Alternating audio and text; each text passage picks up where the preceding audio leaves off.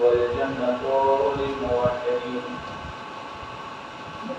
والنار للعاصين الصلاة والسلام على أشرف الأنبياء والمرسلين سيدنا ونبينا وشفيع ذنوبنا وطبيب نفوسنا مولانا أبي القاسم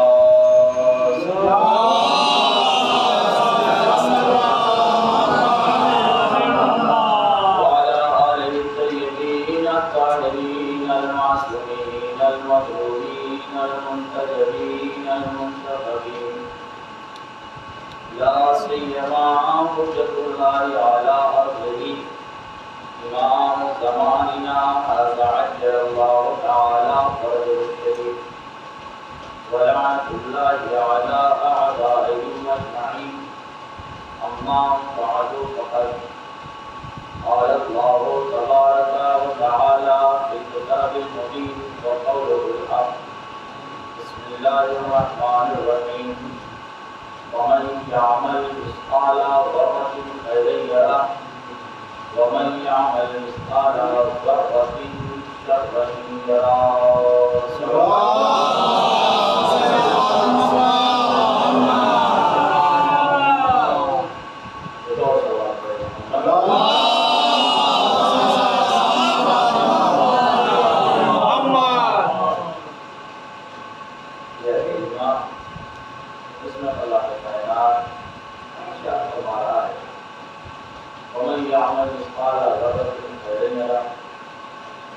انسان ذرہ برابر بھی عمل صالح انجام دے نیکی کرے ذرا نیکی اگر ہے اس کے پاس چاہے کوئی سی دنیا کی ہو اس نے اللہ اسے لکھا ہے ومن یعمل مثقال ذرۃ شرا یرہ اور اگر اس نے ذرہ برابر شر کیا ہے ذرہ برابر بھی جو غلط کام کیا ہے پروردگار اسے نیکی دکھائے گا چاہے وہ نیکی ہو چاہے وہ برائی ہو دونوں چیزیں پروردگار اس کے سامنے پیش کرے گا ابھی میں نے سننے بیان کیا تھا کہ ایسا نہیں کہ کوئی فرشتہ لے کر ہمارے نامہ اعمال کو پاپا کو سنائے گا یہ کرتے ہیں نہیں ہمارے نامہ اعمال ہمارے ہاتھوں میں دے دی جائے گی پڑھو اسے ہم خود اپنا نامہ اعمال پڑھیں گے ہم خود اپنی نیکیاں اپنی برائیاں اپنی نگاہوں کے سامنے دیکھیں گے ہاں نامہ اعمال دینے کے طریقے الگ الگ ہیں اس میں نامہ اعمال جب دیا جائے گا تو ان میں سے ایک گروہ ایسا ہوگا جس کو نامہ اعمال اس کے داہنے ہاتھ میں دیا جائے گا اس لیے داہنے ہاتھ کا بہت بڑا ناری بزرگان سے مانگی لو داہنے ہاتھ سے فلاں چیز کو داہنے ہاتھ سے اس کو بزرگوں کی بڑی بڑی باتیں مسئلہ کی تعلق دین سے ہے وہ کچھ لوگ کچھ گروہ ایسے ہوں گے جن کو ان کا نامہ اعمال دائیں ہاتھ میں دے دیا جائے گا اور وہ گروہ نیکوکاروں کا گروہ ہوگا اچھے اعمال کرنے والوں کا گروہ ہوگا کچھ لوگ ایسے ہوں گے جن کا نامہ اعمال بائیں ہاتھ میں دیا جائے گا یہ وہ گروہ ہوگا جو بدکاروں کا گروہ ہوگا برے افراد کا گروہ ہوگا قرآن میں اصحاب الیمین و اصحاب الشمال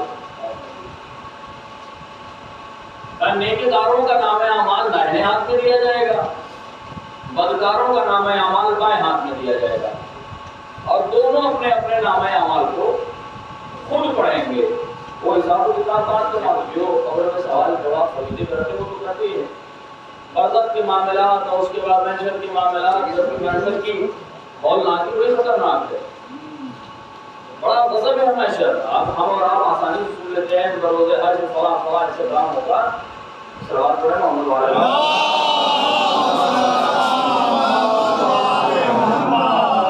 محشر کا نام سن کے ہم بڑی آسانی سے ہم لوگ نکل جاتے ہیں محشر ہوگا ہوگا آپ کو نظر آئے کہ جہاں جناب اعظم سے لے کر قیامت تک ہر بشر کو اکٹھا کیا جائے گا جناب فاطمہ بنت اسد کون ہے یہ معمولی شخصیت ہے جناب فاطمہ بنت اسد دولے کی ماں حضرت علی کی ماں ہے اللہ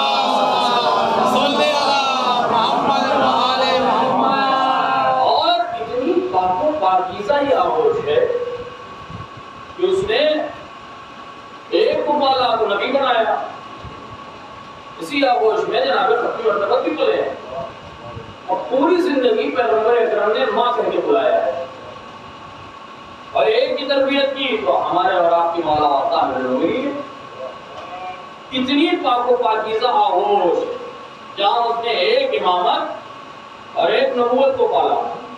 اگر میں دعوت کے اعتبار سے اگر میں جملہ کہوں تو صرف ایک نبی نہیں پڑھ رہا تھا، یا یوں کہوں آدم سے لے کر عیسیٰ تک سارے اساس پڑھ رہے تھے فاطمہ بنت اسد. پورے اسلام کو پال رہی تھی سب جناب فاطمہ بنت اسد. یہ تو وہاں تک معاملہ تھا. پھر یہاں تنہا علی نہیں پڑھ رہے تھے بلکہ صلب علی میں آنے والے 11 اور امام فاطمہ بنت اسد کے آغوش میں پڑھ رہے تھے. یہ وہ آغوش اتنی پاک و پاکیزہ آغوش ہم نحشر تبلیغ کا ہے حشر کا میدان. ایک مرتبہ کسی موقع پر جناب رسول خدا نے حشر کا تذکرہ چھیڑ دیا اور کہا میدان حشر ہوگا، میدان حشر کا ہنگام ہوگا، آدم سے لے کر قیامت تک کے سارے افراد کو محشر میں یکجا کر دیا جائے گا. پیغمبر فرما رہے ہیں کہ ہر کوئی قبر سے برہنہ اٹھایا جائے گا، ہر کوئی قبر سے برہنہ اٹھایا. بس اتنا ہی جناب فاطمہ بنت اسد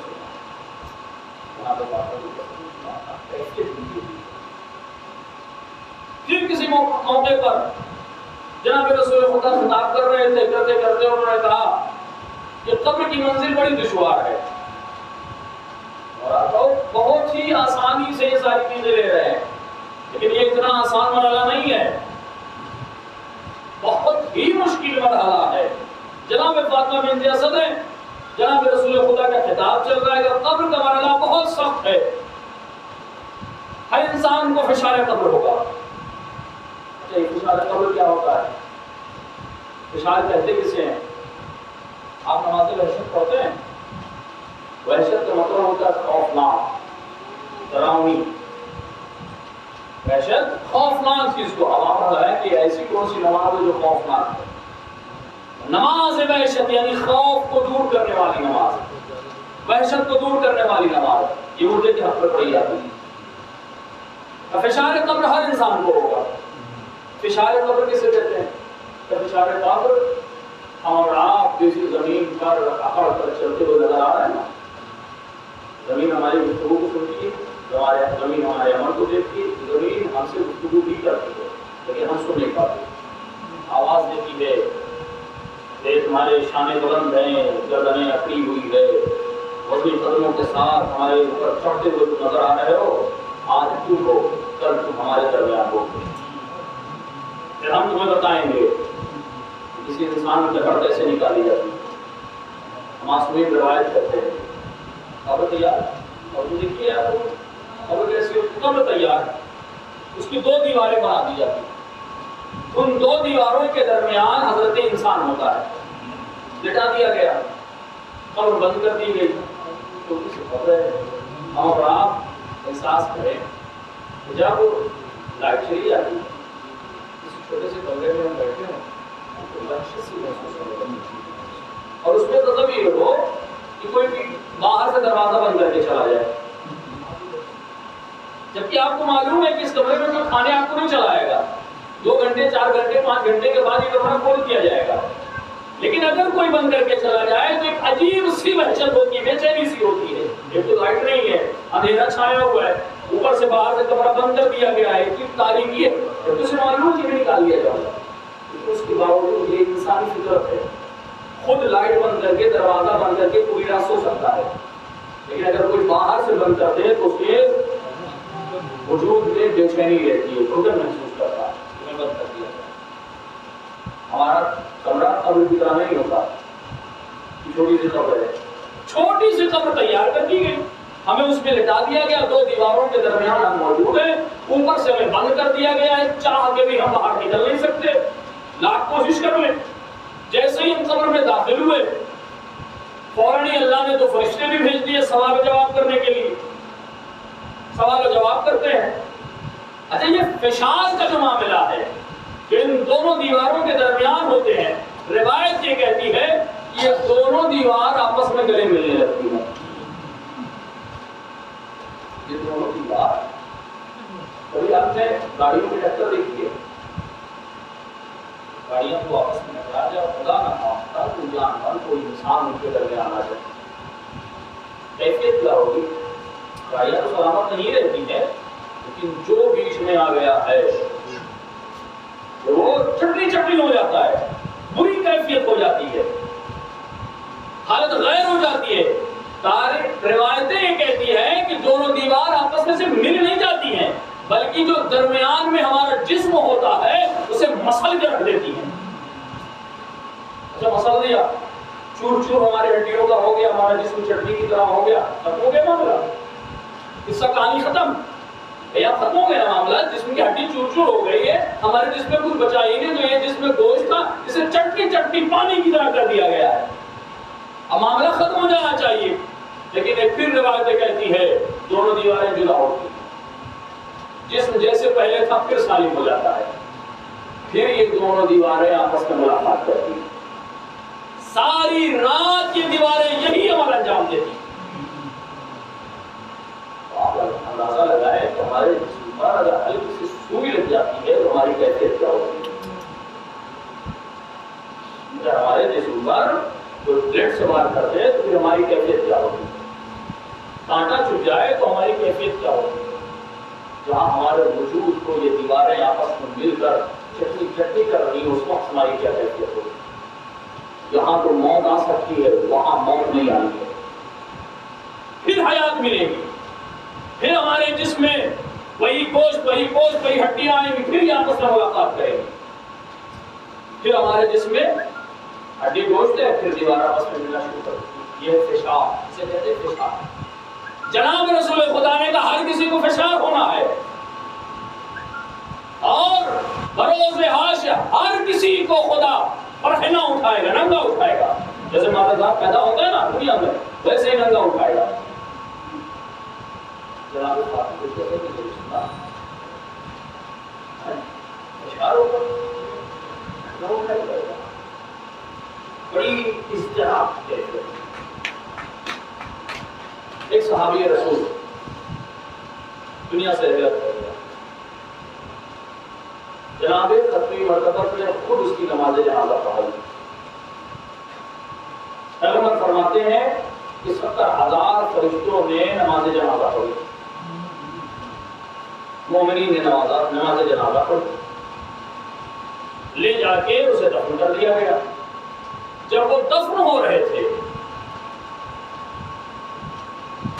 تو روایت یہ کہتی ہے، تاریخ یہ کہتی ہے کہ اس شہید کی ماں نے کہا تمہارا نصیب کتنا بہتر ہے کہ تمہاری نماز جنازہ پیغمبر نے فرمائی، اور پیغمبر کے قول کے مطابق 70,000 ملائکہ نے تمہاری نماز جنازہ پڑھی ہے، تمہارے جنت میں مبارک ہو۔ جیسے ہی اس جوان کی ماں نے یہ جملہ کہا، پیغمبر نے کہا تمہیں کیسے معلوم کہ جنت جائے گا؟ کس نے بتا دیا کہ تمہیں جنت جائے گا؟ اللہ کے نبی آپ نے نماز پڑھائی ہے، 70,000 ملائکہ نے نماز جنازہ پڑھی، کیا یہ جنت میں نہیں جائے گا؟ جنت کی تو بات دور ہے، ابھی سے فشار ہو رہا ہے،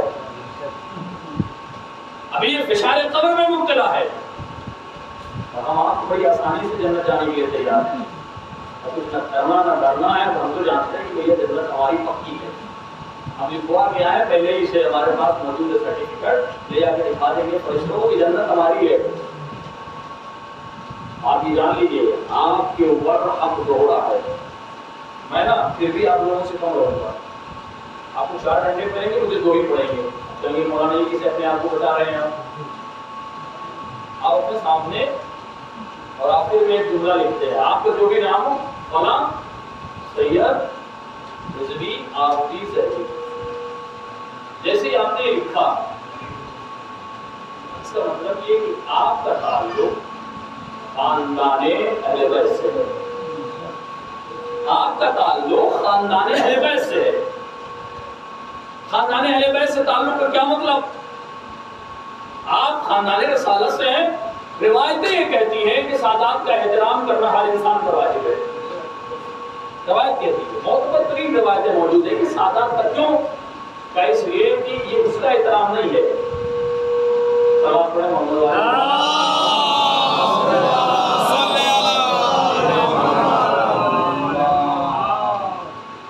ہمارے سامنے نوجوان بزرگوں کو میں بار بار کہتا معذرت ہے آپ لوگوں سے توقع بھی آ ہے کچھ کام چیزیں آپ لوگ بھی مل جائے تو وقت کو ورنہ ہم چھوٹے سے طالب علم میرا خطاب اپنے نوجوانوں سے ہے. اگر یہ معاملہ آپ سادات ہیں، سادات کا احترام ہر انسان کو واجب ہے. بھئی آپ کے اندر کون سا سلوکات کا پر لگا ہے جو میرے اندر نہیں ہے؟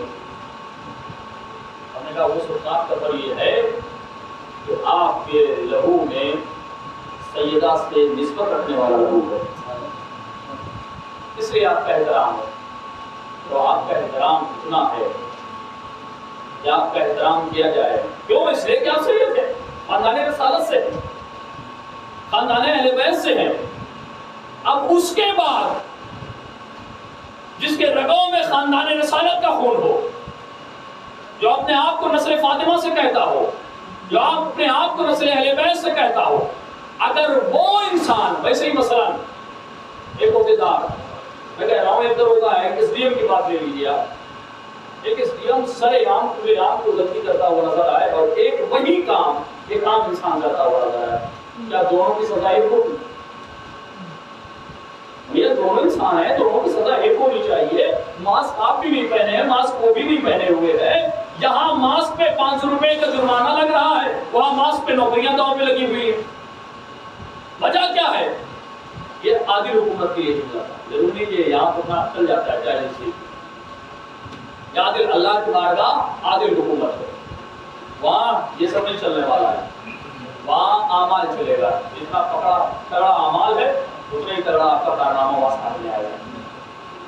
کیا یہ دنیاوی قانون کے اعتبار سے جہاں عادل حکومت ہے، جرم ایک ہے لیکن سزا مختلف ہے. آپ اگر کوئی جرم کریں، میں کوئی جرم کروں، دونوں کی سزا میں اختلاف ہے. کیوں؟ اس لیے کہ ممکن ہے کہ آپ روایات اور حدیث کو نہیں جانتے. میں نے روایت اور حدیث میں پڑھا کہ بھیا یہ چیز غلط کام ہے، میں بھی وہی کروں، آپ بھی وہی کریں. اچھا پھر اور ایک مثال کی سزاؤں کا معاملہ نیکیوں کے معاملے میں پیغمبر فرماتے ہیں کہ عالم کی 2 رکعت نماز جاہل کی 1000 رکعت نماز سے بہتر ہے. عالم کی 2 رکعت نماز، اگر عالم کی نماز پڑھ رہا ہے تو اس کی 2 رکعت نماز عام انسان کی 1000 رکعتوں سے بہتر ہے. کیوں؟ اس لیے کہ وہ 2 رکعت نماز پڑھ رہا ہے تو معرفت کے ساتھ پڑھ رہا ہے، یہ پڑھ رہا ہے اسے نہیں معلوم. اسی کے برعکس ہے کہ اگر جاہل گناہ کرے تو اس کے گناہوں کی سزا 1 ملے گی، عالم اگر گناہ کرے تو اس کے گناہوں کی سزا اسے 2 ملے گی. کیوں؟ اس لیے کہ جاہل نہیں جانتا تھا تو گناہ کر دیا، تم جانتے تھے پھر اس لیے تم نے گناہ کیا. اب اسی کے برعکس پھر آئیے، اگر ایک عام انسان گناہ کرے اس کے گناہوں کی سزا 1 ملے گی، لیکن اگر کوئی اولاد فاطمہ میں سے ہو اور وہ گناہ کرتا ہوا نظر آئے تو اس کی سزا ڈبل ہو جاتی ہے. اسی لیے میں بار بار کہہ رہا ہوں بھیا میں تو کسی طرح روتے پیٹتے ہوئے پیر پکڑتے ہوئے چلا جاؤں گا. ذرا آپ اپنے آپ کو سوچئے، اگر سیدہ نے پوچھ لیا تمہیں شرم نہیں آئی کہ میرے خون کی بھی تجارت تم نے کر لی، اسے بھی تم نے رسوا کر دیا، جس کی بنا پہ ہم نے تمہیں عزت دی تھی، جس کے بنا پہ ہم نے تمہیں وقار دیا تھا، جس کے بنا پہ ہم نے تمہیں سربلندی دی تھی، اس خون کا بھی تم نے خیال نہیں کیا.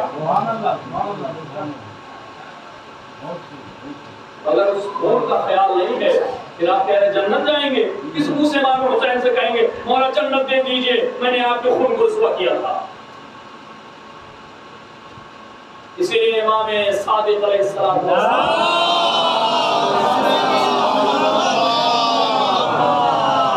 امام فرماتے ہیں تم ہمارے لیے کونوا لنا زینا ولا تکونوا علینا شیئا. دیکھو تم ہمارے لیے زینت کا سبب بننا، ذلت کا سبب ہرگز نہ بننا. مولا ہم کیسے آپ کی زینت بن سکتے ہیں؟ مولا ہم کیسے آپ کے لیے ذلت کا سبب بن سکتے ہیں؟ عزتیں آپ پر قربان ہوتی ہے، ہم آپ کے لیے رسوائی کا سبب کیسے ممکن ہے؟ مولا ہم لاکھ نیک عمل کر لیں پھر بھی آپ کی نیکیوں کے سامنے ہمارا کوئی عمل حیثیت ہی نہیں رکھتا ہے، پھر ہم آپ کے لیے زینت کیسے بنیں گے؟ جواب سنیں، آپ کیسے اپنے امام کے لیے زینت بن سکتے ہیں؟ ہم کیسے اپنے امام کے لیے ذلت کا سبب بن سکتے ہیں؟ آپ نکلیے باہر، سیاہ لباس پہنے ہوئے، سیاہ لباس خاص کر کے ایام ادا میں آپ کی پہچان، ہماری پہچان. اگر ہم سیاہ لباس اپنے جسم پر زیادہ تن کیے ہوئے ہیں، ماہ محرم چل رہا ہے تو دور سے لوگ سمجھ جاتے ہیں کہ بھیا یہ فلاں فرقہ کا. اب جیسے ہی فلاں فرقہ ہے کہ یہ کون لوگ ہیں؟ شیعہ لوگ ہیں. ان کا رہبر کون ہے؟ علی. ان کا رہبر کون ہے؟ امام حسن. ان کا رہبر کون ہے؟ امام حسین. یہ بھی تمام کلام ہوتے ہیں. آج ان کا رہبر پردے گئے، ان کا ہادی، ان کا رہبر، ان کا مولا، ان کا سید و سردار پردے غیب میں. ہماری اولاد کی کوئی حیثیت تھی، لیکن جیسے ہی سیاہ لباس آیا، یہ لوگ صرف ہم تک نہیں پہنچے، امام علی تک پہنچ گئے. ہمارے ذریعے سے، ہمارے سیاہ لباس کے ذریعے سے پہچان یہ ہوئی کہ یہ علی کا ماننے والا ہے. اب جیسے ہی ہم نے شیخ زرقاوی کا نام سنا ہے تو انہوں نے سید نہیں، سفید امامہ ان کا بھی غیر سید. اچھا غضب یہ ہے کہ وہ شیعہ بھی نہیں تھے پہلے، شیعہ بھی نہیں پہلے تھے. پڑھا، کتابیں دیکھی، روایات دیکھی، پھر اس کے بعد منتقل ہوئے یہاں. اور ایسا منتقل ہوئے کائنات میں جو عمل شیخ زرقاوی نے کر رکھا ہے اور آپ کر ہی نہیں سکتے. جان قربان کیا، اولاد جا رہی ہے، ماں جائے، ایک نہیں، دو نہیں، 5 اولاد کو مار دیا، گھر بار تاراج کر دیا گیا، سب کچھ لٹا دیا گیا. اور اس کو ایک آواز انہوں نے اٹھائی، انہوں نے کہا کہ تم امام حسین علیہ السلام کے ماننے والے ہو. انہوں نے دیکھیں حالات کے اعتبار سے طریقہ امام حسین عزاداری تبدیل ہو جاتی ہے. عزاداری امام حسین علیہ السلام کا مقصد کیا ہے؟ اس عزاداری میں ہمارے وجود کو پاک کر کے دوسروں کو آنے کا موقع ملے. اس عزاداری کا مقصد یہ ہے کہ لوگ اس میں داخل ہونے لگے. اگر اس عزاداری سے لوگ دور ہونے لگے تو پھر ہمیں غور کرنا چاہیے کہ کہیں ایسا تو نہیں کوئی ایسا امور انجام ہو رہا ہے جس کی بنا پہ عزاداری کا حرف آ رہا ہے. عزاداری ہماری ضد کا نام نہیں ہے، عزاداری ہماری خواہش کا نام نہیں ہے، عزاداری ہمارے سوچ کا نام نہیں ہے. عزاداری کے لیے ہر وہ کام کرنا چاہیے جس سے عزادار میں اضافہ ہو، اور اس کام سے بچنا چاہیے جس سے عزاداری کو نقصان پہنچتا ہو. شیخ زرقاوی نے جب بہت سارے لوگوں اس کی بات آ گئی تو میں کہتا چلوں اگر آپ لوگ اس کو سکتا ہے کہ آپ نے بہت سارے لوگوں کو مان سکتے ہیں. یہ جملہ کیونکہ ہماری کیا حیثیت ہے، امام خامنہ کو لوگوں نے گالیاں دی ہیں، پھر امام خامنہ ہی کیا مولا کو لوگوں نے گالیاں دی ہیں، تو وہ غیر اثر نہیں ہوتا. لیکن بات یہ ہے کہ اسے امام خامنہ ہی نہیں چھپا تھا. حالات کے اعتبار سے لوگوں کو اپنے اپنے اعتبار سے سوال کرنا ہوتا ہے.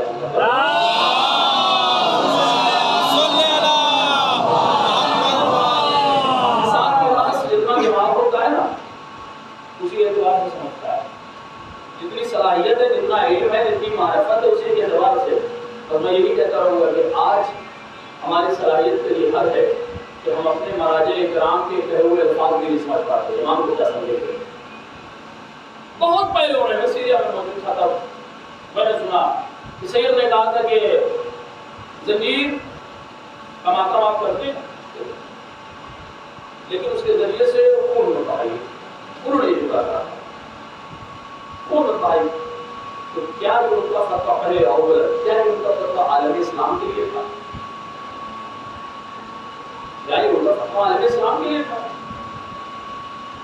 عالم اسلام کے لیے نہیں تھا. اگر عالم اسلام کے لیے ہوتا یہ فتاوی ہندوستان میں بھی لاگو کیے گئے ہوتے، پاکستان کے لیے بھی لاگو کیے گئے ہوتے، یا کسی اور موقع پہ. اچھا جو لوگ یہ کہتے ہیں، اکثر میں نے دیکھا کہ لوگ سعود میں ہے، اور میرا اپنا عقیدہ ہے کہ ہر وہ چیز امام حسین علیہ السلام کی ادا کے لیے جو ضروری ہے اسے کیا جائے. جو ضروری ہے امام حسین علیہ السلام کی ادا کے لیے، اگر ہمارے اس ادا کے کرنے سے امام حسین کا شہدائی بڑھتا ہے، اگر ہماری گردن کٹ کے بنتا ہے تو گردن کاٹ دیجیے، کیونکہ اس میں ہمارے خواہشات کا کوئی دخل نہیں ہونا چاہیے. لیکن اگر کوئی ایسا امور انجام دیا جس سے عزاداران امام حسین دور ہوتے ہو، اس کو کرنے کی ضرورت نہیں ہے. امام حسین علیہ السلام کی عزا کو دوسرے انداز میں کیا جائے جس سے دور آئے اس بارگاہ میں، راستہ بند نہ ہونے پائے. اور انہوں نے وہ جملہ کہا تھا، اس جملے سے شیخ زرقاوی نے نتیجہ یہ نکالا، انہوں نے اعلان کیا کہ آج کے بعد ضروری نہیں کہ یہاں بھی اس کو فالو کیا جائے، یہاں کی جو ضرورت ہو کیا جائے. شیخ زرقاوی نے کہا کہ تمام جو ہمارے ساتھ ہیں، علی کے چاہنے والے ہیں، وہ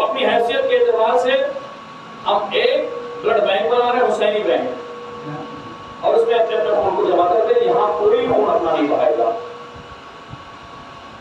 جہاں شیعہ پوچھی نہیں تھی، جہاں لوگ جانتے ہی نہیں تھے کہ حسین کون ہے، وہاں ایک تو نہیں کروڑوں کی صورت میں شیخ زرقاتی نے شیعہ کیا مسلمان بنایا. اس کا فائدہ کیا ہوگا؟ انہوں نے کہا بہائے گا نہیں کوئی خون. ہم اور آپ جو نا سب کو دیتے جا رہا ہے کہ زندگی زنی کرنا چاہیے، لیکن تلوار زنی منع ہے اسلام میں. تلوار اسلام میں ہر وہ چیز جس سے انسان کے جسم کو نقصان پہنچتی ہو، شریعت نے منع کیا. کوئی آیت اگر دیکھ کے کیا زنجیر کریے، اس میں تلوار لگانے کی ضرورت ہے. زنجیر کیجیے، اپنے ہاتھ سے اتنا ماتم کیجیے کہ ماتم کرتے کرتے مر جائیے. اسلام نے منع کرتا ہے. امام حسین کے رضا منع کرتا ہے.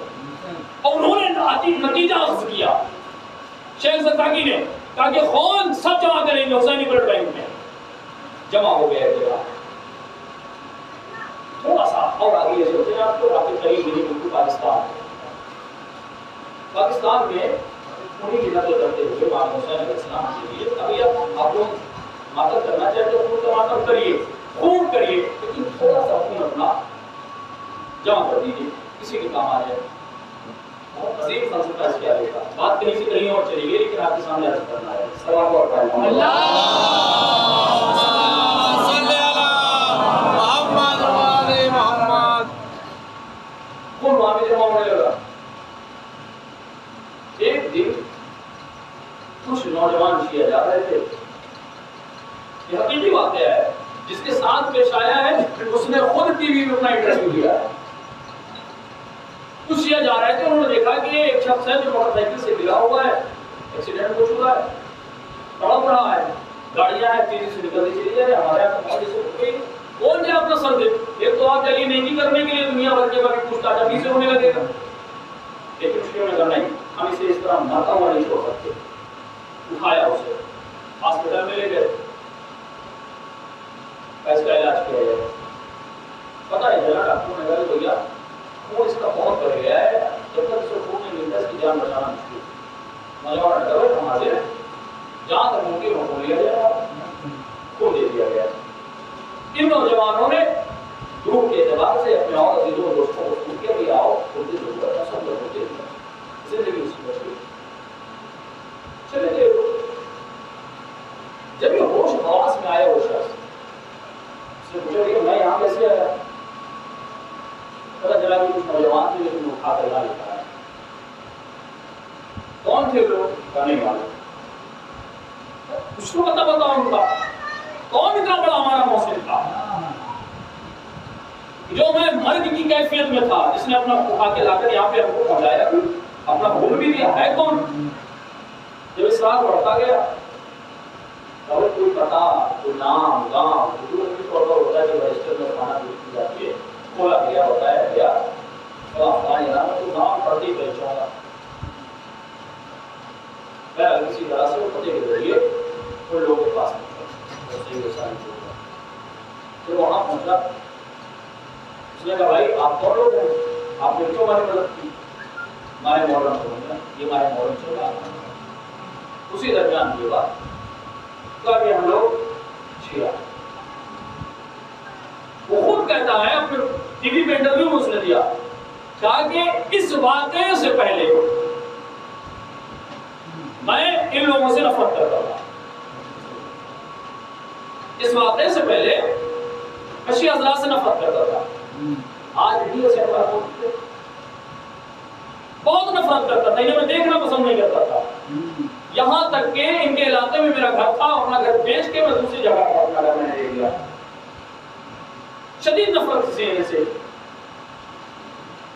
لیکن اس واقعے کے بعد مجھے یہ بات سمجھ میں آئی، یہ لوگ اس لائق نہیں ہیں کہ ان سے نفرت کیا جائے. تو یہ تبدیلی کیوں آ گئی؟ طریقہ جو ہے عباس نے کہا کہ اس پر جو مجھے تحریر اس نے تکلیف کی اس موضوع کے بعد یہ معاملہ ہوا کہ مہینوں کے بعد نے اس موقع کو بھی قبول کر لیا. جانتے ہیں اس کا فائدہ کیا ہوا؟ یہ ہوتا ہے جو ڈونیٹ کیا تھا وہ اپنا اثر دکھاتا ہے. تو اپنا اثر دکھاتا ہے. جس خون میں علی علی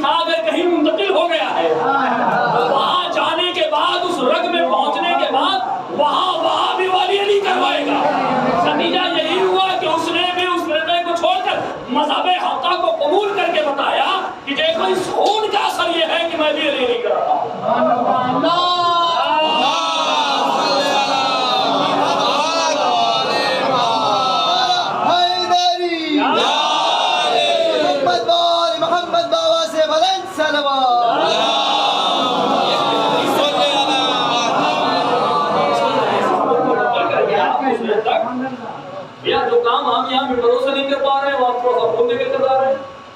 سوچنے کا مجبور کر دیتا ہے.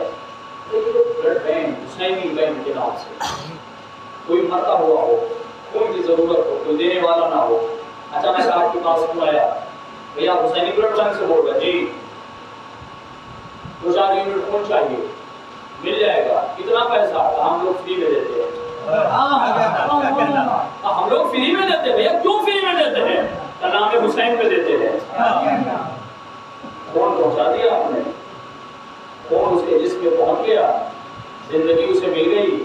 اب آپ بتائیے اگر زمین اس کا زندہ ہے پھر وہ ضرور سوچے گا کہ کون لوگ ہیں جو خون فری میں دے رہے ہیں, یہ کون لوگ ہیں جو خون فری میں دے رہے ہیں. سوچتے سوچتے پتہ ہی چلا کہ یہ لوگ نام حسین پہ خون دے رہے ہیں. افریقہ کے اس جنگل میں حسین کوئی نہیں جانتا تھا. جیسے ان لوگوں کے رگوں میں خون پہنچنے لگا, ہے کون جو خون فری دے رہا ہے؟ یہ حسین کے نام پہ. حسین کون ہے؟ آپ جاننا چاہتے ہیں کہ کیسے تم ہمارے لیے زینت کا سبب بنو گے, کیسے تم ہمارے لیے زینت کا سبب بنو گے؟ جیسے ہی پتا چلا کہ خون حسین کے نام پہ ہمیں دیا گیا ہے, بھیا یہ حسین کون ہے جس کے نام پر یہ لوگ خون دیتے پھر رہے ہیں؟ یا تو کوئی 1-2 روپیہ بھی دینا پسند نہیں کرتا ہے, یا خون فری میں دیا جا رہا ہے, نام حسین پہ دیا جا رہا ہے. تو اس نے نام حسین کے فرق کو پلٹنا شروع کیا, تلاش کرنا شروع کیا. حسین کہاں ہے؟ کبھی گوگل پہ سرچ کیا, کبھی کتابوں کے ذریعے سرچ کیا, پتہ ہی چلا حسین نبی کا نواسا ہے. نبی کا نواسا ہے, نبی کا نواسا ہے. یہ حسین علی کا بیٹا ہے. اب پھر اس کی فکر پڑی, جب یہ حسین کے ماننے والے اتنے اچھے ہیں, جب یہ حسین کے چاہنے والے اتنے اچھے ہیں کہ یہ نہیں دیکھتے کہ اپنا ہے کہ پرایا ہے, دے دیتے ہیں, تو جب ان کی کیفیت ایسی ہے تو حسین کیسا ہوگا؟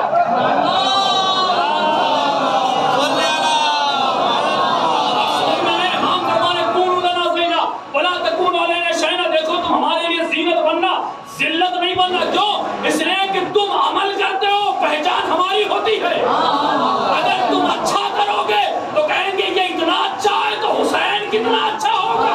جب تم برا کرو گے تو یہ کہیں گے جب اتنا یہ برا ہے تو ان کا رہبر کتنا برا ہوگا.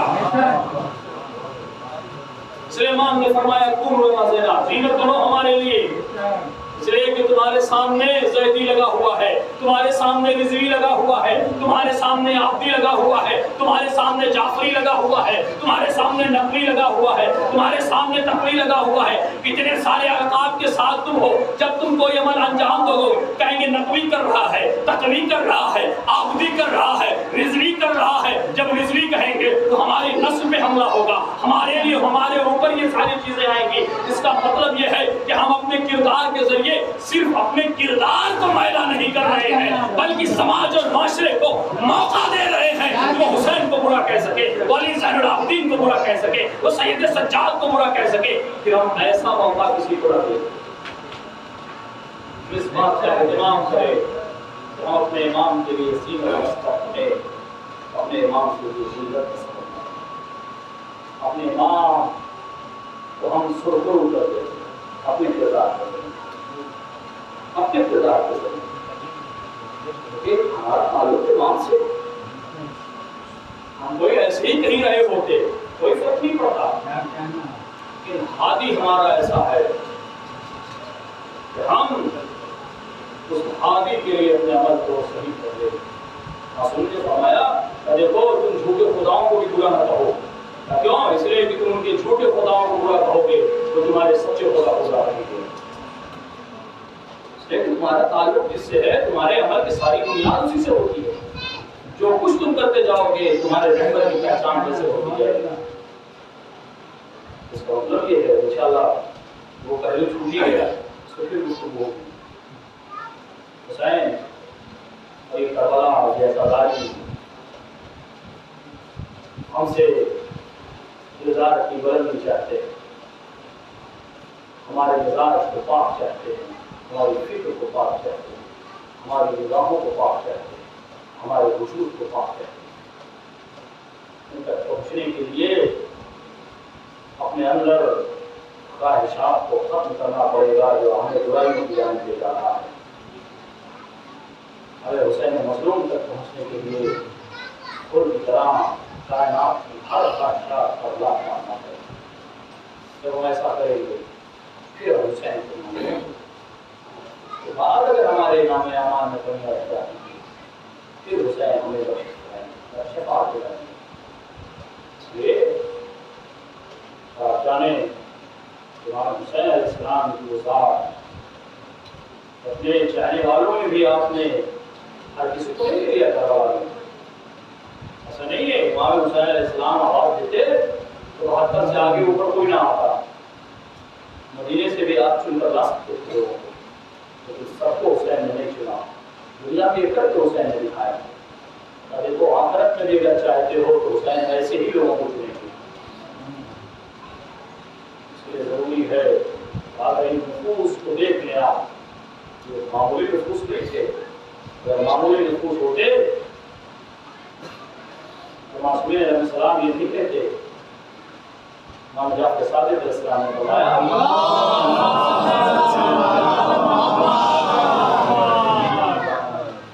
ان پر سلام ہو اے حسین شہید ہو حسین ناصر ہو.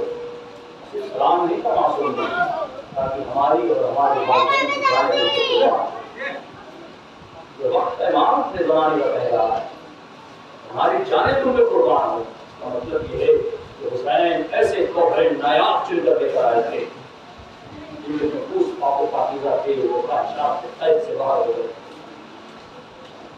اپنے وجود کو پاک کر چکے. اس لیے آپ اپنے وجود کو پاک کریں اور اپنے امام سے توسل کریں. اپنے امام پکارے مولا اس راستے میں آپ ہماری مدد کروائیں کیونکہ امام حسین علیہ السلام نے ہماری نجات کے لیے اپنی کل کائنات لٹا دی ہے. امام حسین علیہ السلام نے کل کائنات لٹا دی ہے. میں اس کو بزرگا کہتا ہوں لاکھ خطابت کی جوہر دکھا دیے جائے, لاکھ فضائل بیان کر دیے جائے, لاکھ وعظ و نصیحت کر دی جائے, آنے والی سیدہ ہم سے راضی کب تک نہیں ہوتی جب تک ہمارے آنکھوں سے اشک جاری نہ ہو جائے. اس لیے سیدہ کو ہمارے فضائل سے کوئی نہیں جاتے ہمارے. ہم کیا فضائل بیان کریں گے جو ظاہرہ جانتی ہے؟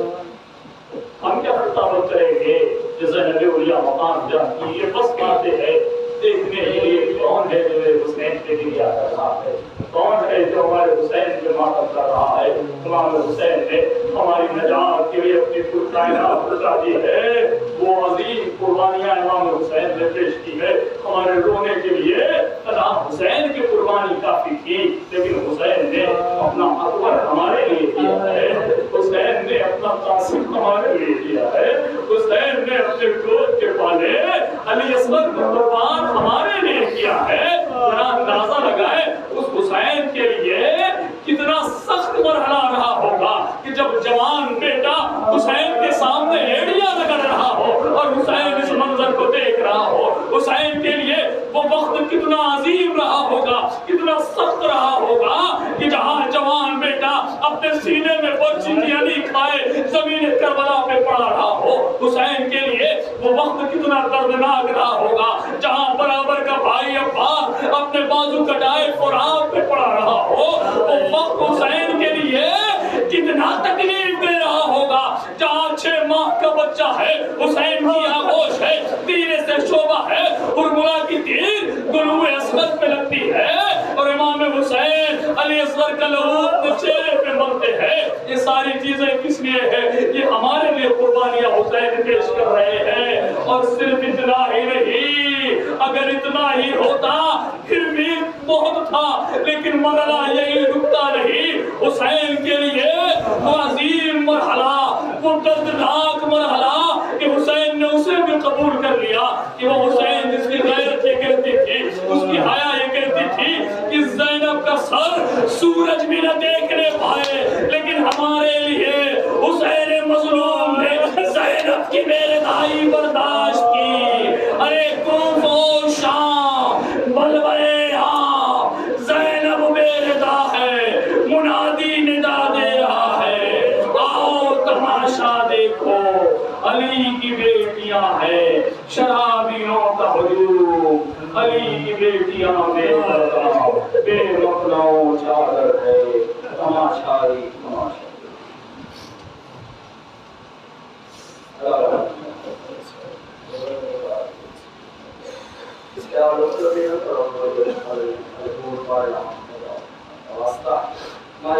سے ہمارے رحمت والے واسطہ تمہارے گناہوں کے ہو سکتا آپ فرمائیں ہمارے رحمت والے واسطہ ہمارے رسولوں کو ہمارے سیدہ ہمارے رحمت والے واسطہ ہماری زندگی کو ہم سے راضی و خوشنود فرما ہمارے رحمت والے واسطہ ہمارے مولا و خیران زمانہ کے ضرور میں عجیب فرما ہمیں